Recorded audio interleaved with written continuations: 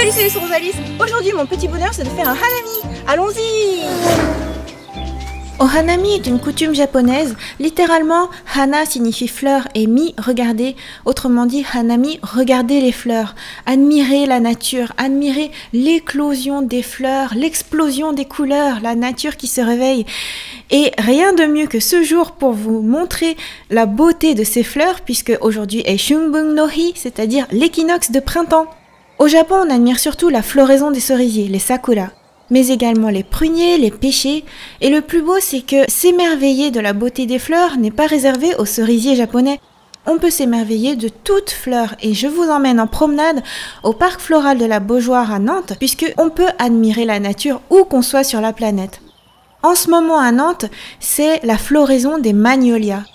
Pour un beau hanami, on peut choisir par exemple de faire un pique-nique avec des amis ou bien choisir un beau spot, un endroit où il y a énormément d'arbres et de fleurs. Et moi, je choisis le parc floral de la Beaujoire parce que c'est mon parc préféré pour les magnolias. Je vous ai fait plusieurs vidéos de ce parc à différentes saisons. Franchement, je ne m'en lasse pas. Comme vous le voyez, il y a énormément de variétés. Des magnolias blancs, des magnolias roses, avec des fleurs plus ou moins grandes ou petites. C'est vraiment magnifique.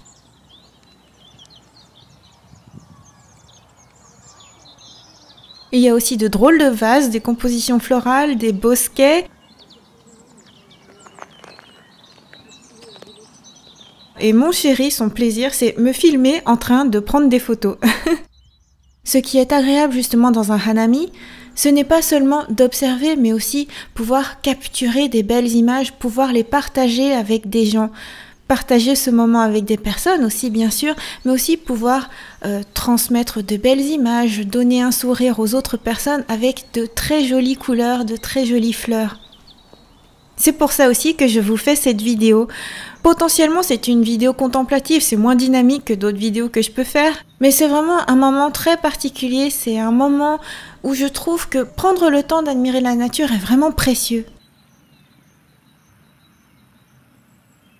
On va aller voir ce magnolia tout blanc.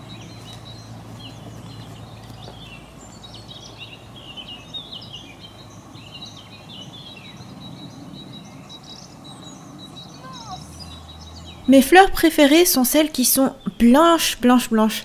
Je trouve que le blanc est une couleur qui est, par définition en optique, le mélange de toutes les couleurs. Et ces magnolias-là ont un petit peu quelque chose de particulier, avec un cœur légèrement rosé. Ça me rappelle vraiment les cerisiers japonais, en plus grande version. Là, ce magnolia a des fleurs immenses, là, les pétales sont gigantesques. Et ça se voit en fait, ça fait vraiment une grosse éclosion de fleurs par rapport à d'autres variétés de magnolias où c'est plus petit. Là les fleurs sont plus petites, on va aller le voir après. Au fait, je vous filme ces images avec mon nouveau Lumix LX15. Ça capture super bien les couleurs. La floraison des magnolias est très fugace. C'est comme pour les cerisiers japonais, c'est une beauté très éphémère. Il faut en profiter pile au moment où c'est en full bloom. C'est un événement en soi de réussir à être présent au moment où la nature est la plus belle. Justement parce que c'est éphémère, justement parce que c'est rare. Mais ça nous rappelle aussi l'éphémérité des choses dans la vie, l'éphémérité de la beauté, l'éphémérité de tout moment. Ça nous apprend qu'il faut profiter pleinement des choses, profiter de la beauté de la nature, profiter de la beauté de la vie, profiter de chaque instant avec ses proches, de chaque instant où on peut accomplir ses passions, de chaque instant où on peut être soi-même. Je vous ai dit que mes magnolias préférés étaient les blancs, mais les roses sont aussi parmi mes favorites. Vous savez, j'adore le rose, d'où mon pseudo d'ailleurs, Rosalis.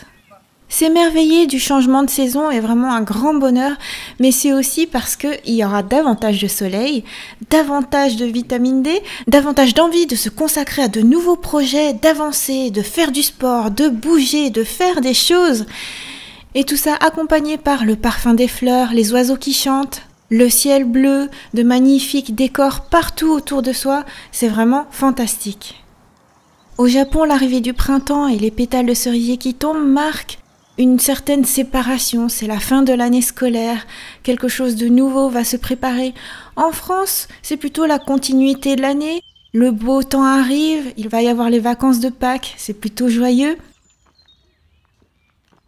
C'est justement l'occasion de sortir de chez soi, partir se promener, prendre l'air, admirer des lieux à côté desquels on passe tous les jours, ou admirer des nouveaux lieux, aller dans des nouveaux parcs, aller dans des nouveaux endroits, voyager.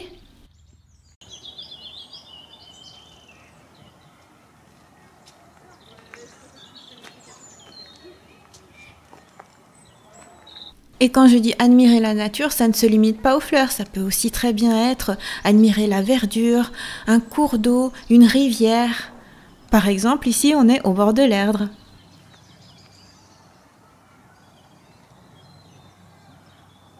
L'autre avantage de faire un hanami tel que je le fais, c'est que ça donne l'occasion de marcher.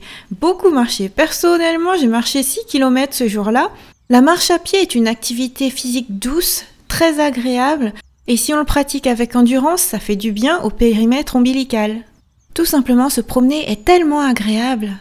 Même si pour ma part, j'aime bien le faire parfois en trottinant, voire en courant. On va monter par là.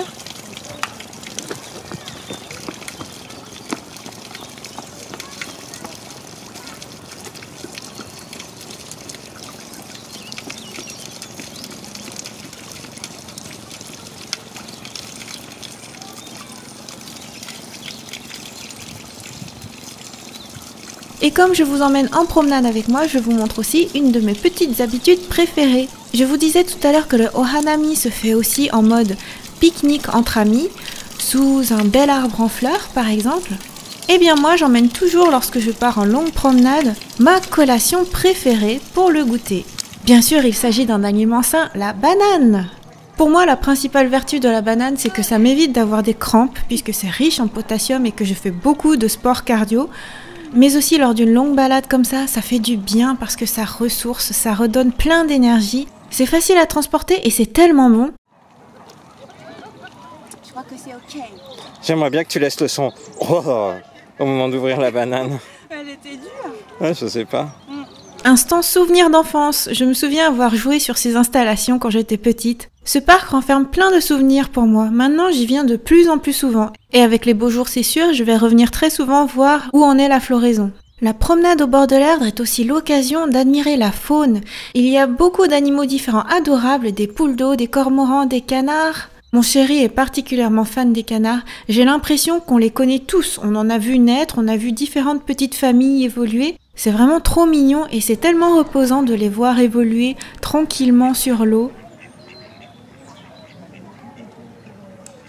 C'est aussi une chance parce que Nantes a beau être une grande ville, il y a une faune et une flore très variées. On se sent vite en pleine nature, on peut apprécier la nature. Avec de belles balades tout au long de l'Erdre, des espaces aménagés mais aussi des espaces protégés.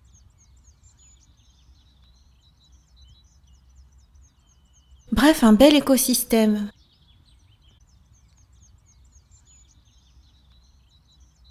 Et moi, marcher en pouvant porter le regard au loin, sous le soleil, dans la verdure, ça me rend tellement joyeuse.